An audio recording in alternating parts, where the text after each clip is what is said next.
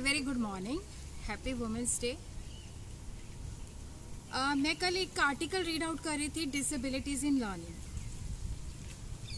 तो जहन के अंदर नैना का चेहरा जो था इमर्ज हुआ। नैना का नाम मैंने बदल दिया है क्योंकि मुझे लगा कि अगर वो इस वीडियो को देखेगी तो मैं नहीं चाहती कि शी शुड फील एम्बैरेसमेंट।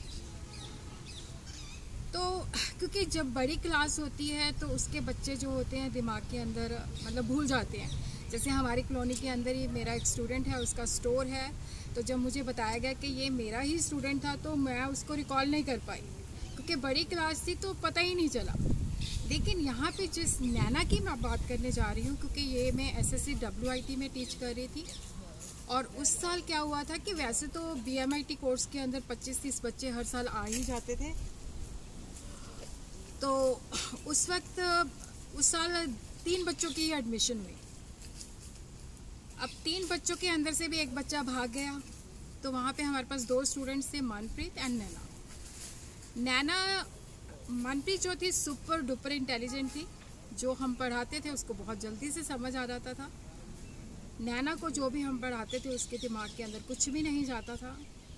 तो हम लोग बहुत परेशान थे। हम 3 टीचर्स थे मैनेजमेंट के, मैं, सोनू एंड नीतू। तो हम तीनों स्पेशल मीटिंग्स करते थे कि किस तरह से हम नैना के दिमाग के अंदर कंसेप्ट्स को डाल सकते हैं। फिर हमने क्या क्या किया, उसकी बुक्स के अंदर मार्क करना शुरू कर दिया, उसको नोट्स देने शुरू कर दिए ताकि ये अच्छी तरह से लर्न कर सके। वो भी हमारा जो है मटीरियलाइज नहीं हुआ। फिर हमने सोचा कि इसको जो इम्पॉर्टेंट टॉपिक्स हैं उसकी इससे असाइनमेंट बनाई जाए। खैर नैना जो थी, जो भी हम कहते थे, जो भी हम करते थे वो करती थी। क्योंकि यहाँ पे मैं बता रही हूँ कि कई बार आउटपुट नहीं निकलता। हमने इतनी ज़्यादा मेहनत की बट आउटपुट ज़ीरो ही था। वो बेचारी असाइनमेंट भी देती थी, छोटे बच्चों की तरह हम उससे लेसन भी सुनते थे। सारा फोकस हमारा नैना के ऊपर था। बट वहाँ पे मनप्रीत भी हमारे साथ कोऑपरेट कर रही थी। फ्री टाइम के अंदर वो उसको कंसेप्ट समझाती थी। हाँ, ये अलग बात है कि हम मनप्रीत के ऊपर इतना फोकस नहीं कर पाए क्योंकि सारी की सारी एनर्जी हमारी उसके ऊपर चैनलाइज थी। MST होते तो वहाँ पे उसकी लिखाई बड़ी अच्छी थी, मोतियों जैसी लिखाई होती थी। लेकिन एक ही शब्द को क्या होता था कि हर एक क्वेश्चन के अंदर जितने भी पेजेस थे वो पेजेस पूरे भरती थी बट वही एक चीज़ रिपीटेड होती थी। तो जब हम 0 देने का भी मन नहीं करता था तो चलो पास कर देते थे हम लोग। जो दूसरे टीचर्स दूसरे डिपार्टमेंट से आते थे उनको भी रिक्वेस्ट करते थे कि नैना को आपने पास कर देना है। नैना एफर्ट्स भी करती थी, जो हम कहते थे वो भी करती थी। और हम लोग मीटिंग्स कॉल करते थे कि किस तरह से हम इसके दिमाग के अंदर जो है ये थ्योरीज कंसेप्ट जो है, एग्ज़ाम होता तो हम लोग इतने ज़्यादा स्ट्रेस में आ जाते कि नैना जो है किस तरह से एग्ज़ाम पास करेगी, क्या ये अगला सेमेस्टर देख पाएगी कि नहीं देख पाएगी, कि यहीं से वापस हो जाएगी। क्योंकि कुछ यूनिवर्सिटीज़ के रूल्स होते हैं।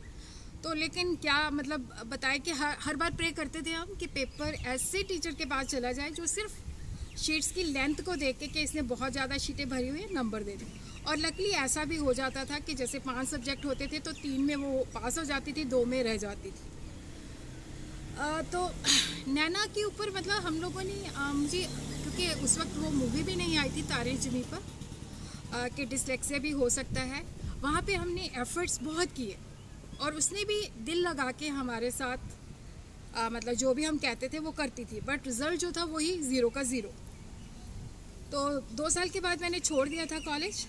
तो फिर मेरे फ्रेंड का फ़ोन आया कि अब उसका एक गोल्डन, क्योंकि रिपेयर थी जो उसकी मैथ के अंदर वो क्लियर ही नहीं हो रही थी, तो गोल्डन चांस था। तो वो कह रही थी कि वो सुपरिटेंडेंट के पास जा रही है कि किसी तरह से हम इस नैना को पास करवाएं।